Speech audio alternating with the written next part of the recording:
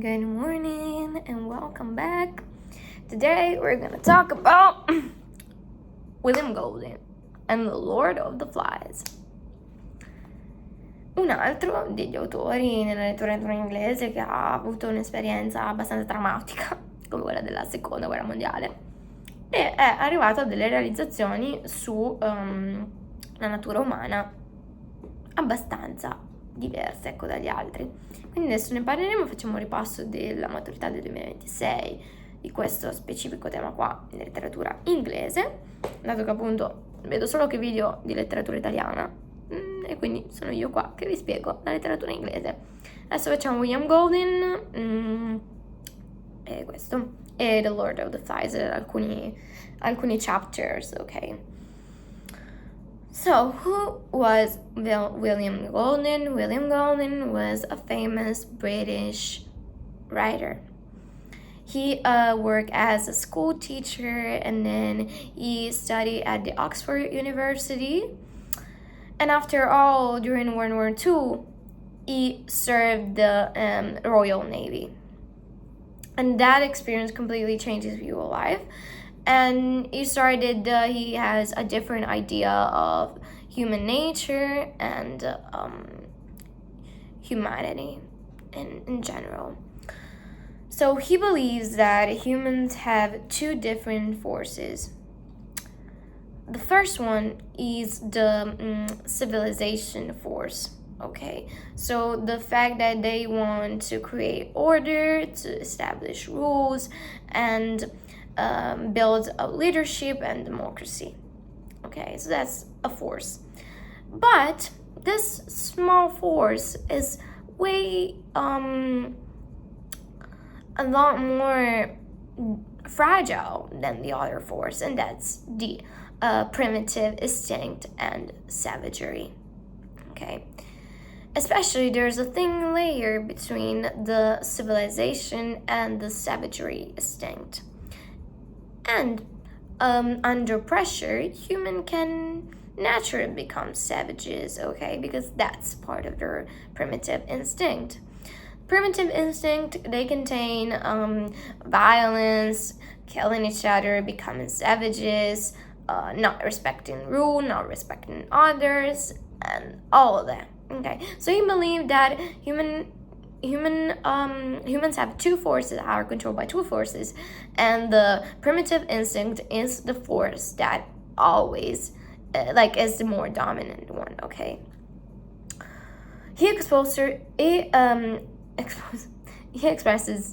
this his idea, okay, his main idea, really well in his most famous work, The Lord of the Flies.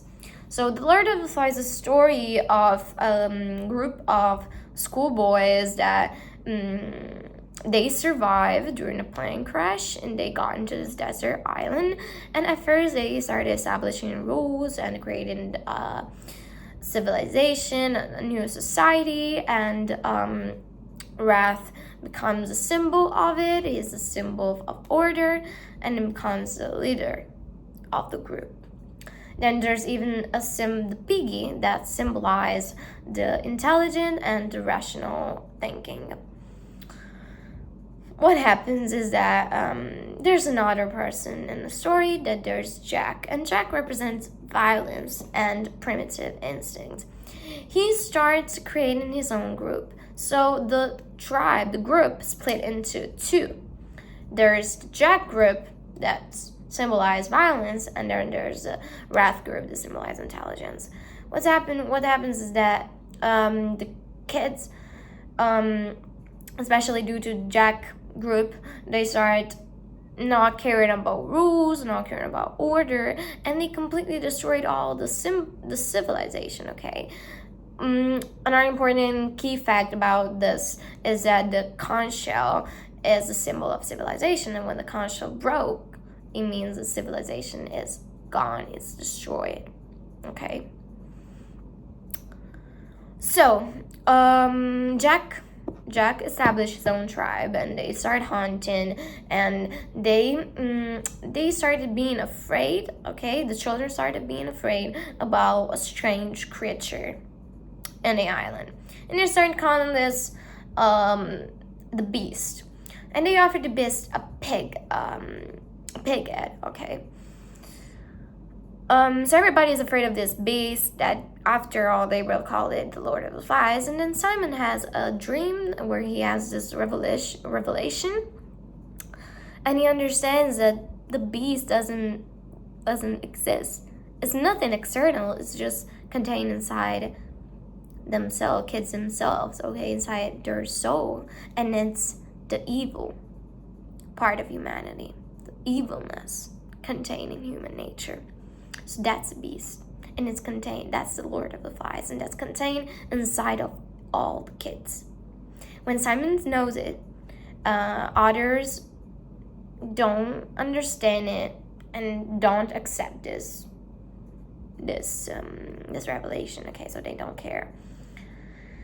Then what happens is that Jack's tribe starts hunting. They even killed Piggy, and the death of Piggy represents the idea that intelligence and irrational thinking is completely being destroyed. They even destroyed the conch shell, and then they started hunting Wrath, because it's the only one who represents order, and they want to hunt him and kill him too. And then during the hunting, they set the island on fire. And then in the end, there's a rescue. So some officers they rescue the kids. And then what's the funny, not so funny, but the irony behind the finale and this end is the fact that kids, they realize that they become savages, right? But the word that they created, the word that they got into, destroying the civilization, and then the word that those adults, that those officers represent, is the exact same thing, because they got out of their word, but in the word, there's not a war going on, okay? So even adults are evil, not just kids. There's evil inside everyone inside. It's part of human nature. So that's the key idea of everything. I hope I explained everything really well, all the themes, all the keys and stuff. Niente raga, spero veramente che questi video vi possano aiutare. Credo di aver esplorato meno male qualsiasi tema. Soprattutto sono molto importanti in The Lord of Flies i simboli, quindi the conch shell, Piggy, Wrath, Jack violence, Wrath, order, and the conch shell civilization. Lord of the Flies, external creature who doesn't even exist because it's nothing external. During Simon's dream, he has a revelation that the Lord of the Flies, that beast, is contained inside themselves. Bene, spero che vi sia servito.